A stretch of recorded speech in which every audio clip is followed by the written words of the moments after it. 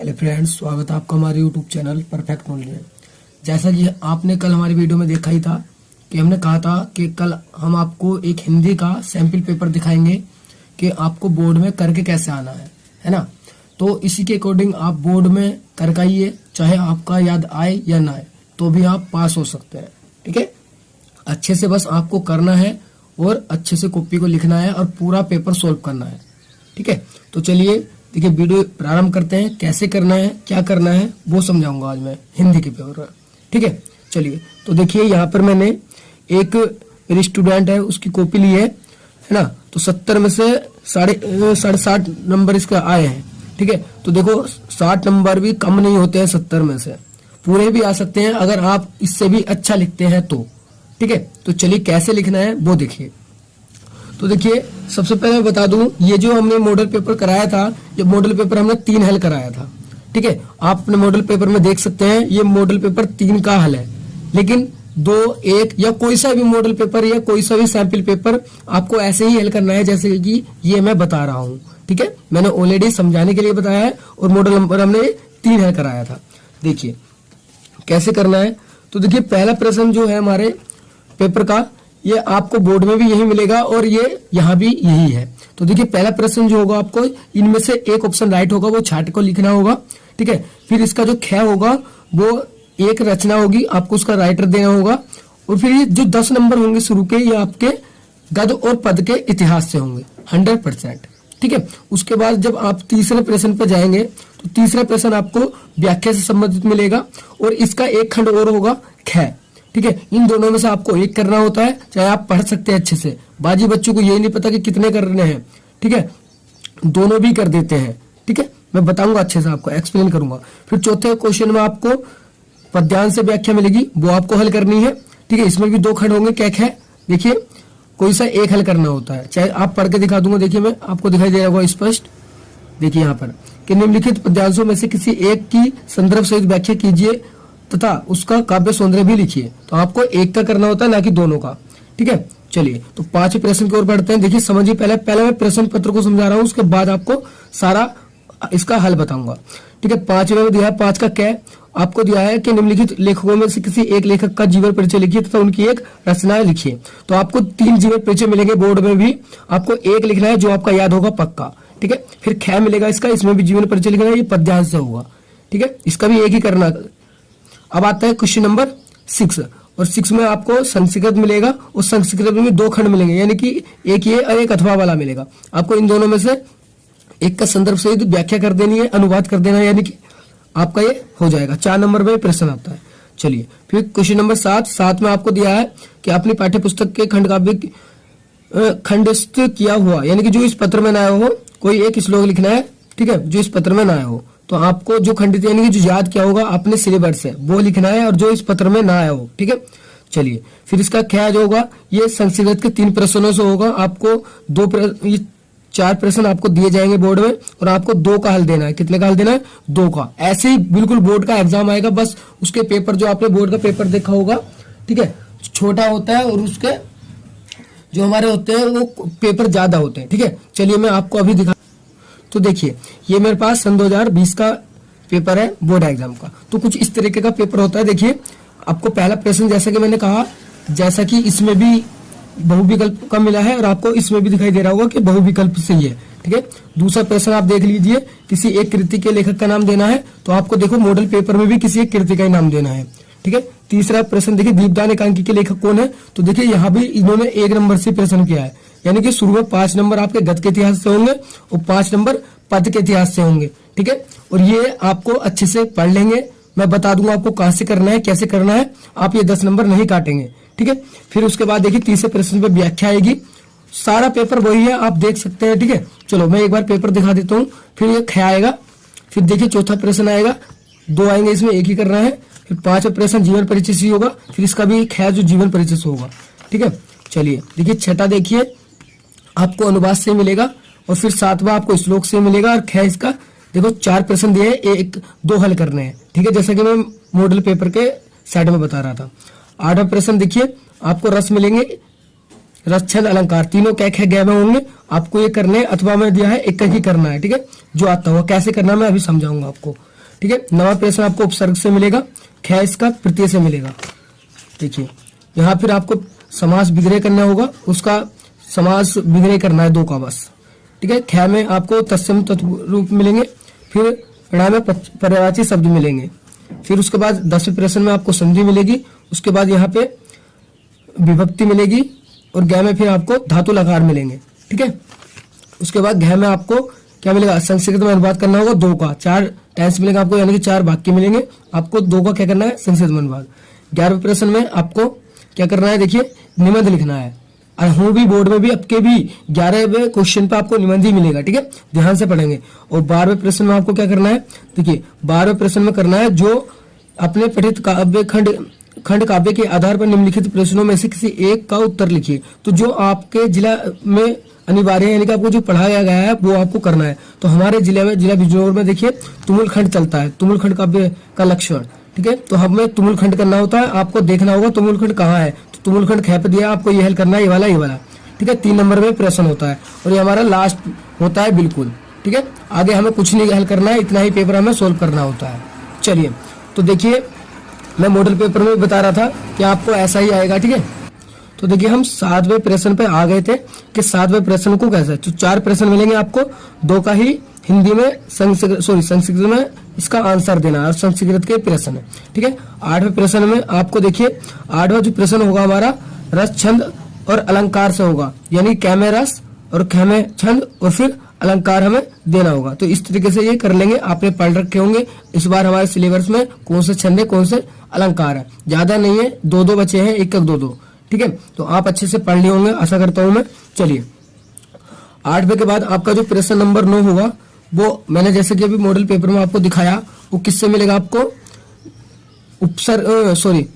उपसर्ग से मिलेगा। और उपसर्ग में आपको 1 2 3 4 कम से कम 5 देगा और आपको 2 3 का करना है और 1 शब्द बनाना है। इसमें कई बच्चे गलती करते हैं, पता नहीं होता कैसे करना है, मैं बता देता हूँ आपको। देखिए आपको इन 5 में से 3 ठाना है और उसका 1 शब्द बनाना है। जैसे कि अधि है तो अधिकार बना देंगे, ऐसा है तो अपमान बना देंगे, ठीक है, अप से थोड़ी अपमान बन जाएगा, ऐसे हमारा अनेक बन जाएगा, सु से सुरेंद्र बन जाएगा। तो सबसे कुछ ना कुछ बनता है, आपको इतना याद होगा, इतना आपको आता होगा, ठीक है। तो ये कर देंगे। उसके बाद हमारा प्रत्यय होगा, फिर ग में हमारा समास विग्रह होगा, फिर हमारा तत्सम होंगे, फिर पर्यायवाची होंगे और क्वेश्चन नंबर 9 समाप्त हो जाएगा। मैं बता दूं आप ये प्रश्न गलती मत कीजिएगा, अगर ये आपने गलती किया तो आपके पास होने के चांस कम हो जाएंगे। देखिए मैं सफा कहता हूँ बिल्कुल, अगर आपने हिंदी जो ग्रामर है यानी कि हिंदी व्याकरण जो है आपने बहुत अच्छे साल करी है तो आपको पास होने से कोई नहीं रोक सकता, चाहे आपने पूरा पेपर सही से किया है या नहीं किया है, ठीक है। चलिए 10वां प्रश्न देखिए, 10वां आपको संधि से मिलेगा। इस तरीके से आपको संधि जोड़ के करनी होगी या फिर संधि विच्छेद करना होगा, ठीक है। फिर 10 का ख आपको विभक्ति से ही मिलेगा, फिर 10 का ग आपको लकार से मिलेगा और 10 का घ आपको ये इनका संक्षिप्त में बात करना होगा, 4 में से 2 का, ठीक है।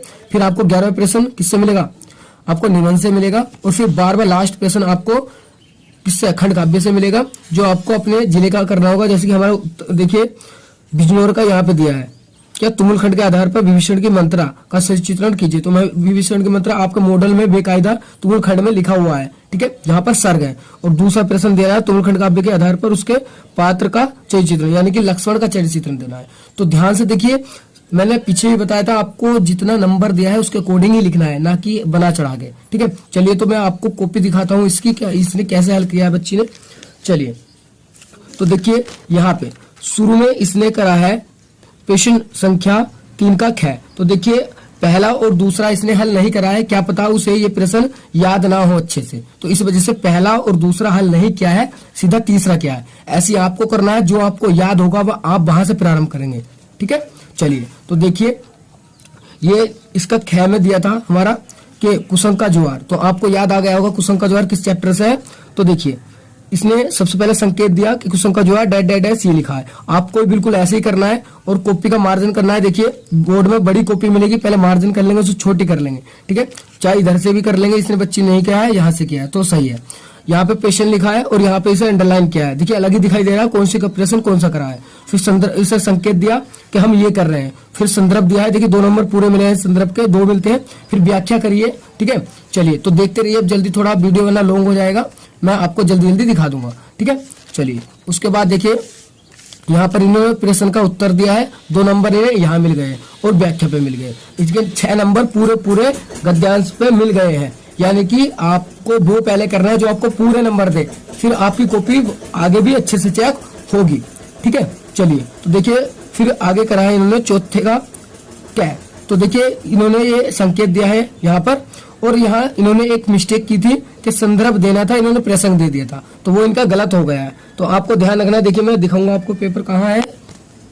देखिए ये यहाँ पे, यहाँ देखिए इन्होंने दिया था निम्नलिखित पद्यांशों में से किसी एक की संदर्भ सहित व्याख्या कीजिए तथा उसका काव्य सौंदर्य लिखिए। तो संदर्भ सहित व्याख्या करनी थी और उसका काव्य सौंदर्य लिखना था। तो देखिए इन्होंने मिस्टेक एक कर दी छोटी सी कि इनकी समझ में नहीं आया, तो इन्होंने क्या कर दिया, प्रसंग कर दिया, जो इनका ये क्वेश्चन कट गया। ठीक है, आपको संदर्भ देना है किस पाठ से है और किस लेखक से है।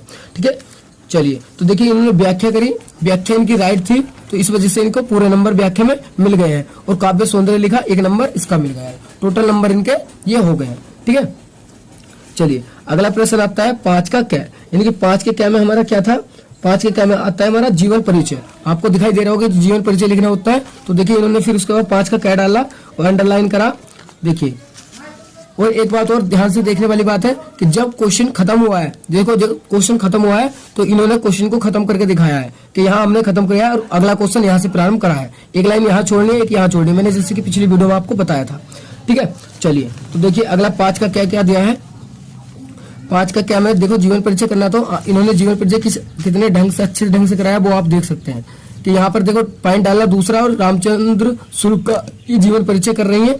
और देखिए इन्होंने यहाँ पर जन्म और मृत्यु डाल दी, तो एग्जाम की जो दृष्टि गई वो यहाँ गई और डायरेक्ट नंबर दे दिए। ठीक है, और ये इस पे इतना ध्यान नहीं जाता है। और लास्ट में एक रचना भी लिखी है, 3 नंबर का जीवन परिचय होता है। ठीक है, इस पे 2 नंबर होते हैं और एक रचना पे होते हैं, इन्हें पूरे नंबर 3 मिल गए। ठीक है, अगला प्रश्न देखिए, प्रश्न तो 5 का ख, 5 के ख में आपको पता है जीवन परिचय करना है। देख लो एक बार मॉडल पेपर को अच्छे से देख लीजिए। अभी आपने मॉडल पेपर खोल सकते हैं। तीसरा ख में क्या करना है, जीवन परिचय। देखिए सूरदास का करा इन्होंने तीसरा, तो इन्होंने तीसरा डाल दिया और सूरदास का ये कर रही है। ऐसे इन्होंने ये करा है तो इन्हें पूरे नंबर इसे मिल गए हैं। ठीक है, देखिए रचना भी लिखी है तो 3 नंबर फुल मिल गए हैं इनको। चलिए देखिए आगे कॉपी जो हमारे स्कूल की वैसी है, तो आगे इन्होंने समझाने के लिए मैंने बताया था कि ऐसे करना है, तो इस वजह से इन्होंने इस पेपर पर नहीं लिखा है। आपकी कॉपी बहुत बड़ी होगी और कंटिन्यू बहुत सारे पेज होंगे। ठीक है, देखिए अगला प्रश्न 7 का क्या है। 7 के क्या में क्या करना है, अब इन्होंने श्लोक लिखा है। और एक बात बता दूं मैं, इन्होंने देखिए छठा जो प्रश्न है, जो छठा प्रश्न इनकी याद नहीं था, इस वजह से इन्होंने छोड़ दिया है। ठीक है, छठा प्रश्न बाद में करा होगा या नहीं करा होगा वो मुझे नहीं पता है, देखिए देख लेंगे अभी। तो इन्होंने देखिए ये छठा प्रश्न ये वाला छोड़ दिया है कि ये अभी नहीं कर रही हैं, ये 7वां का कर रही हैं। ठीक है, 7 का जिसमें श्लोक देना है, तो देखिए 7 में इन्होंने श्लोक लिखा, पूरे नंबर मिल गए, ऐसे श्लोक लिखना है दोनों लाइनों में। ठीक है, चलिए फिर 8 का अथवा वाला करा है, यानी कि इन्होंने परिभाषा दी है। और 8 के अथवा में क्या है वो देख लेते हैं हम। 8 के अथवा में हमें मिला है ये हास्य रस, तो इन्होंने हास्य रस की परिभाषा दी है। तो देखिए लेकिन एक मिस्टेक ये करना भूल गई कि इन्हें डाल देना चाहिए था। ठीक है, कि हास्य रस है। ठीक है, देखिए यहाँ पे कि हास्य रस, अगर ये डाल देती तो और एग्जाम को अच्छे से पता चल जाता है इन्होंने हास्य रस की परिभाषा दी है। और एग्जाम पे फिर भी 2 नंबर मिल गए कि क्वेश्चन में डाल दिया अथवा वाला, इतना तो उन्हें भी पता है। ठीक है, चलिए तो देखिए अगला, देखिए अगला यहाँ पर 8 का ख करा है। और 8 के ख में देखिए यही मिस्टेक इन्होंने थोड़ा यहाँ किया है। 8 के ख में, 8 के ख में क्या है, हमारा रोला छंद है या फिर हमारे अथवा में छंद का नाम बताना है इसमें। तो इन्होंने क्या करा है, रोला छंद की परिभाषा दी है। आपको 2 नंबर मिल गए, लेकिन इन्होंने नहीं बताया है कि ये क्या है। अगर ये डाल देंगे यहाँ पर तो इन्हें स्पष्ट हो जाएगा कि रोला छंद है। ठीक है, इस तरीके से। अगर नहीं भी डाला है कोई बात नहीं, क्योंकि इन्होंने 8 का ख दिया है, 8 का ख पे अपने आप देख लेंगे क्या है। ठीक है, लेकिन फिर भी अगर मैं सजेशन करूंगा आपको कि आपको डाल के आना है इस तरीके से। ठीक है, चलिए नेक्स्ट प्रश्न देखते हैं। प्रश्न नंबर 8 का अथवा। 8 का अथवा कौन सा दिया है वो मैं देखने की कोशिश करूंगा। 8 का देखिए गै इन्होंने करा है और इन्होंने उत्प्रेक्षा करा है, तो इन्होंने ये गै नहीं डाला है। ठीक है, 8 का गै का और अथवा वाला करना है। ठीक है, तो ये इन्होंने यहाँ पर अगर ये डाल देते कि क्या है, ये उत्प्रेक्षा है, तो बिल्कुल स्पष्ट हो जाता अलंकार। ठीक है, इस तरीके से डाल देती तो स्पष्ट हो जाता। फिर भी लेकिन 8 का जो प्रश्न है वो स्पष्ट कर रहा है कि 8 का योग गै का अथवा वाला है। ठीक है, तो इन्होंने गै और यहाँ पर डालना था कि गै का और अथवा वाला है ये। ठीक है, अब पता चला कि गै का अथवा वाला है। ठीक है, गै नहीं है, गै का अथवा वाला है। ठीक है, तो इस तरीके से इन्हें ये करना था। चलिए, थोड़ी मिस्टेक इतनी छोटी छोटी गौर नहीं दी जाती है, लेकिन मैं सजेशन करूंगा आपको, आप छोटी भी मिस्टेक नहीं कीजिएगा। ठीक है, चलिए, वीडियो काफी लॉन्ग हो रहा है इसलिए मैं जल्दी करूंगा। 90 का फिर इन्होंने क्या करा है। ठीक है, 90 क्या में देखिए क्या है, हमारे उपसर्ग थे, तो उपसर्ग इन्होंने बताए थे, अधि से बनाया अधिकार, अप से बनाया अपमान और सु से बनाया सुकर्म। ठीक है, तीनों नंबर मिल गए आप इनको। फिर 9 का ख करा है, 9 के ख में इन्होंने देखिए बनावट और बचपन प्रत्यय करा है। ठीक है, फिर उन्होंने वो करा है समास, देखिए सु और कर्म, और यहाँ पे लिख दिया द्वंद्व समास का है, समास भी पूछा था। ठीक है, और आगे उत्थान और पतन, ये भी द्वंद्व का ही था। आपके सिलेबस में द्वंद्व और द्विगु ही समास बचे हैं। ठीक है, प्रश्न नंबर 9 का घ करा है। फिर घ में इन्होंने तत्सम देना था, इन्होंने दे दिया। ठीक है, कुपुत्र और ये मित्र। ठीक है, 2 नंबर इनको मिल गए हैं। फिर पर्यायवाची लिखने थे, इन्होंने पर्यायवाची लिख दिए हैं, पहले के लिखे हैं। ठीक है, देखो मैं यहाँ पे दिखा रहा हूँ एक बार आपको पर्यायवाची। ये इन्होंने देखिए पर्यायवाची जो दिए हैं, इन्होंने इंद्र के दिए हैं। ठीक है, और पहले का लिख दिया कि देवराज और सुरेंद्र। ठीक है, अगर ये इंद्र यहाँ भी डाल देती तो स्पष्ट हो जाता, लेकिन फिर भी पहला पॉइंट डाल रखा तो 1 नंबर पूरा मिल गया इन्हें।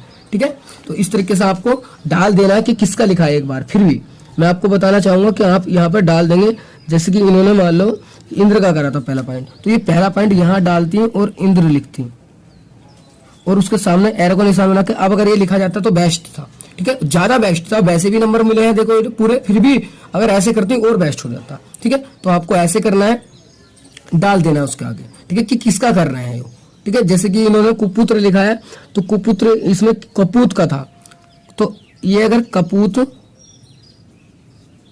यहाँ डालकर और इसके सामने लिखते हैं और ये पॉइंट यहाँ आता तो काफी मदद एग्जामिनर को हो जाती। ठीक है, कि चेक करने में, लेकिन फिर भी आप ऐसे करेंगे बेस्ट है। ठीक है, सीख के जाइए, ऐसे करिए और ऐसे भी नंबर मिल जाएंगे। अगर आपसे नहीं हुआ वैसे तो भी नंबर मिल जाएंगे। चलिए, वीडियो काफी लंबा हो रहा है इसलिए मैं जल्दी आपको दिखाने की कोशिश करूंगा। काफी बड़ी है, देखिए पेपर पूरा सोल्व किया है।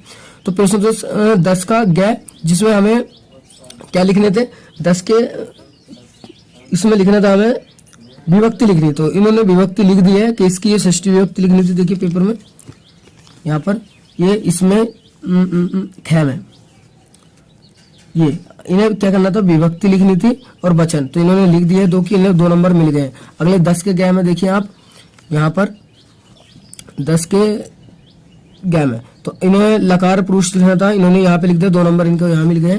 ठीक है, इस तरीके से आपको लिखना है और कॉपी मार्जिन करना नहीं भूलना। देखो इन्होंने इस पेज पे कॉपी मार्जिन करना भूल गए हैं, इस तरीके से। ठीक है, यहाँ रख के और ये खींचना है। ठीक है, चलिए, तो अगला देखिए, अगले पे 10 का घ किया है इन्होंने जो। ठीक है, ये प्रश्न 2 नंबर मिल गए आपको। फिर इन्होंने निबंध लिखा है, निबंध देखिए 11 का तीसरा पॉइंट लिखा है, लेकिन ये नहीं लिखा था किस पे लिखा है। ठीक है, तो यहाँ पे बड़े अक्षरों में यहाँ लिखना है और उसके बाद निबंध प्रारंभ करना है। ठीक है, तो देखिए निबंध पे भी इन्हें ये पूरा निबंध ये लिखा है और ये पूरा लिखा है, लेकिन गलती है कि इन्होंने निबंध में कर दी कि हेडिंग बना के नहीं करा, और हेडिंग बना के नहीं करा तो आप देख सकते हैं 4 नंबर है 6 में से। ठीक है, राइटिंग सुंदर है, अच्छी है, तो इस वजह से इन्हें मिल गए हैं 4, वरना 4 भी नहीं मिलते, 3 ही मिलते। ठीक है, तो इस तरीके से निबंध को हेडिंग टू हेडिंग करना है, मैं बता दूं। ठीक है, पहले का क्या है, अब देखो सारा पेपर इन्होंने सोल्व कर दिया। अब ये जो क्वेश्चन छोटा था यहाँ पर, अब पहले से प्रारंभ किया है इन्होंने, तो पहले का क्या है, ये गलत था इनका, पद्मनाभ पुन्नालाल बख्शी के रूप में प्रसिद्ध नहीं है। तो पहले का मैं बता दूं आपको, जो राइट ऑप्शन है ऑप्शन नंबर 3 है। संस्कृत 4 अध्याय के लेखक रामधारी सिंह दिनकर जी हैं। ठीक है, चलिए अब अगला देखिए, अगले पे मिल गया है ख, जो देखिए यहाँ पर पेपर में यहाँ पे आपको दिखा रहा हूँ, इसमें दिया था कि किसी भी एक रचना का, तो कंकाल के जयशंकर है, इन्होंने लिख दिया, नंबर मिल गया पूरा। ठीक है, भेंट वार्ता है विधा की किसी, तो वर्मा थी, है ना। इस तरीके से मैं दिखाने की कोशिश करूंगा, देखिए इसके। और प्रश्न नंबर गै का, ये भेंट वार्ता की राजेंद्र, और ये ऊपर घ, ये सॉरी इन्होंने उल्टा कर दिया है ना, तो घ पहले लिख कर दिया, गै पहले बाद में कर दिया, तो कोई बात नहीं, लेकिन एग्जामिनर देख लेगा भी इतना। चलिए, तो पहले का है, देखिए अड़ाया में दिया है मेरी कॉलेज डायरी, किसकी है, मेरी कॉलेज डायरी, तो धीरेन्द्र वर्मा की है, लिख दिया है, 1 नंबर पूरा मिला है। ठीक है, आगे देखिए कैसे दूसरे, अब दूसरे का लिखा इन्होंने, दूसरे में देना था कि छायावादी काव्य की 2 प्रमुख विशेषता, तो 2 प्रमुख विशेषता इन्होंने लिख दी है, इन्हें 2 नंबर मिल गए हैं। ठीक है, चलिए, तो अब देखिए, अब इन्होंने प्रश्न नंबर संख्या 6 किया है। 6 जो हमारा पीछे ये छोड़ के आई थी संस्कृत वाला पार्ट। इन्होंने यहाँ पर देखो डैश डैश करके संकेत दिया, उसके बाद इन्होंने यहाँ पर इसका एक मिस्टेक फिर कर दी इन्होंने कि जो संदर्भ था इसका संदर्भ नहीं लिख पाई है, इन्होंने पूर्ववत कर दिया, जबकि संदर्भ इसका लिखना होता है। ठीक है, मिस्टेक कर दी थोड़ी कि इन्होंने शायद पिछला याद करा होगा वो और उसके अकॉर्डिंग ही कर दिया, इन्हें ये नहीं पता था कि इसका लिखना होता है। ठीक है, चलिए, लेकिन 3 नंबर व्याख्या में पूरे मिल गए हैं। ठीक है, अगला प्रश्न में 4 का ख करा है और 4 का ख देखिए, जब 4 का इन्होंने पीछे क्या कर दिया था तो अब ख करने की आवश्यकता नहीं होती, इसलिए एग्जामिनर ने ये चेक नहीं किया, जैसे कि हमने चेक नहीं किया है, ये रोंग कर दिया है। ठीक है, एक ही खंड करना होता है, स्पष्ट दिया था।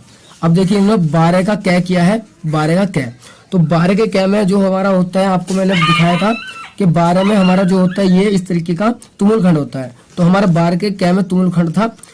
ठीक है, तो तुमुल खंड में इन्होंने ये इस तरीके से दिया है। तो हमें पता है तुमुल खंड में 2 प्रश्न आते हैं, देखो जैसे कि मैं दिखाऊं यहाँ पर आपको 2 प्रश्न है, 1 2 और ये 1.5 नंबर के, यानी कि आधा नंबर के, हाफ नंबर के, और आपको एक ही पेज पे सॉल्व करने होते हैं। ठीक है, आधा ऊपर और आधा नीचे, तो आपको 3 नंबर पूरे मिल जाते हैं। इन्होंने एक ही क्या है, ये लक्ष्मण वाला, तो इस वजह से इन्हें आधा नंबर मिल, यानी कि 1.5 नंबर मिल गया है, और ये ऊपर वाला नहीं किया तो नहीं मिला है। तो इस तरीके से इन्होंने पूरी कॉपी अपनी लिखी है। देखिए आगे कोरी छोड़ दी है, इन्होंने एक प्रश्न ये वाला सोल्व नहीं किया, अगर ये करती तो इन्हें और नंबर मिलते।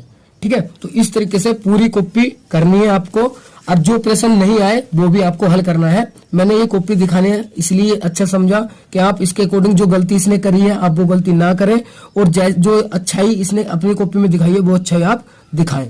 ठीक है, तो इसके अकॉर्डिंग आप अच्छे से पढ़ के जाइए, समझ लीजिए क्या क्या दिक्कत है, पूरी कॉपी मैंने आपको दिखा दी है कैसे।